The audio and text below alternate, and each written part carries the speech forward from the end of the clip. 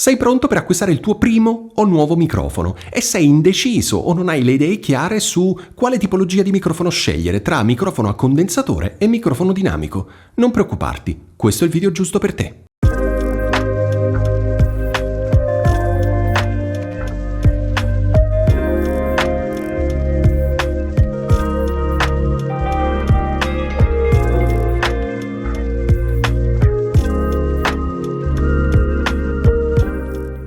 Ciao e benvenuto in questo nuovo video. Ti parlerò della differenza sostanziale tra microfoni a condensatore e microfoni dinamici, perché spesso vengono confusi e spesso non si hanno le idee chiare su quale scegliere effettivamente in base appunto a cosa si deve registrare e in quale ambiente viene registrato appunto la fonte sonora. Ti parlerò alla fine di questo video anche dei pattern dei microfoni, quindi pattern cardioide, ipercardioide, supercardioide, figura 8 e omnidirezionale, perché questi possono essere utili da conoscere per la scelta appunto del microfono. Quindi io direi che possiamo iniziare. Microfono dinamico. Il suo funzionamento è basato sul principio dell'induzione elettromagnetica. Che vuol dire? Una membrana metallica, il diaframma, cattura le onde sonore e mette in movimento una bobina che, muovendosi in un campo magnetico generato appunto dal magnete, genera una variazione di corrente. Le caratteristiche dei microfoni dinamici sono queste. Sono microfoni piuttosto resistenti, non soffrono particolarmente l'umidità, resistono facilmente a forti pressioni sonore. Inoltre non hanno bisogno di alimentazione esterna a 48 volt e sono piuttosto economici, soprattutto se paragonati ai microfoni a condensatore. La loro risposta in frequenza tuttavia è piuttosto limitata e a farne le spese di solito sono le frequenze alte e altissime. Questo non è necessariamente un male, anzi può aiutare in caso di fonti sonore particolarmente difficili. Il microfono a condensatore. I microfoni a condensatore sfruttano l'effetto capacitivo. All'interno troviamo una membrana metallica le cui lamine vengono sollecitate dalle vibrazioni trasmesse nell'aria. Per funzionare questo microfono necessita di una fonte di alimentazione a 48 volt, che solitamente viene fornita dal mixer, da un preamplificatore, da una scheda audio oppure in alcuni casi anche da una batteria interna. I microfoni a condensatore nell'immaginario collettivo sono i tipici microfoni da studio. Sono microfoni molto più sensibili rispetto a quelli dinamici. Questo significa che riusciranno a sentire meglio sia in termini di dinamica, cioè variazione di intensità sonora, sia in termini di frequenza.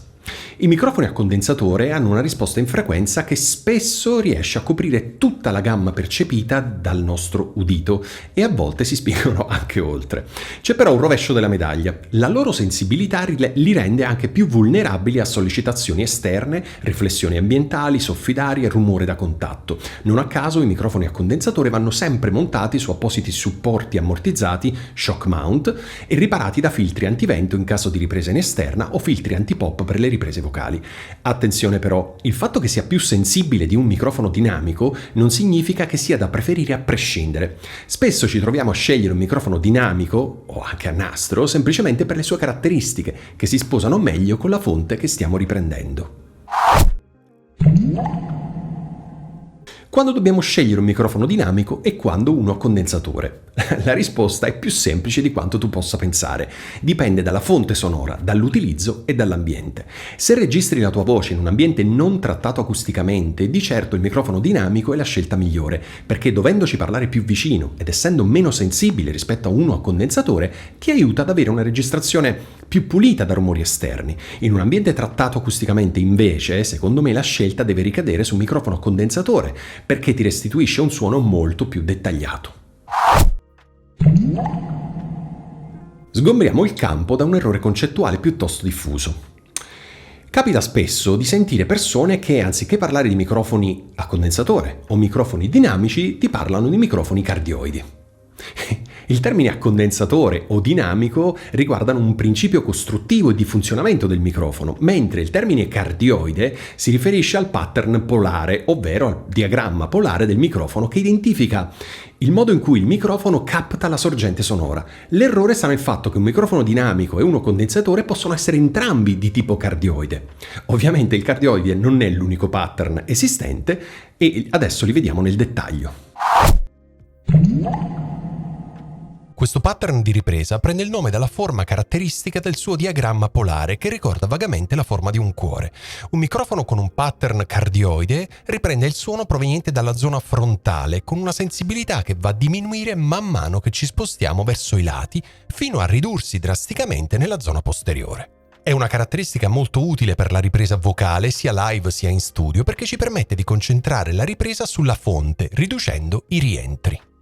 Si tratta di una variazione sul pattern cardioide dove viene accentuata la direzionalità frontale a discapito di una maggiore sensibilità sulla parte posteriore. I microfoni con questo pattern di ripresa hanno una sensibilità che si estende a 360 gradi. Sono usati soprattutto per le riprese ambientali, anche stereofoniche e in caso di misurazioni acustiche. Un microfono con pattern figura 8 è sensibile sul fronte anteriore e posteriore e ha una sensibilità quasi nulla ai lati. Grazie a questa caratteristica tipica ad esempio dei microfoni a nastro, il microfono figura 8 è ampiamente utilizzato per le riprese stereofoniche. Inoltre, grazie alla scarsissima sensibilità laterale, può offrire un'ottima soluzione per minimizzare i rientri di altri strumenti. Bene, spero che dopo aver visto questo video tu abbia un po' più chiare le idee sulla scelta del microfono. È meglio per te un microfono a condensatore o un microfono dinamico? E soprattutto, una volta che avrai scelto una di queste due tipologie, lo sceglierai cardioide, ipercardioide, supercardioide, figura 8, omnidirezionale? A te la scelta. Bene, io ti saluto, ti do appuntamento al prossimo video, ma prima ti chiedo di iscriverti al mio canale e cliccare sulla campanellina in modo da essere sempre aggiornato sui miei prossimi video. Per ora è tutto, alla prossima. Ciao!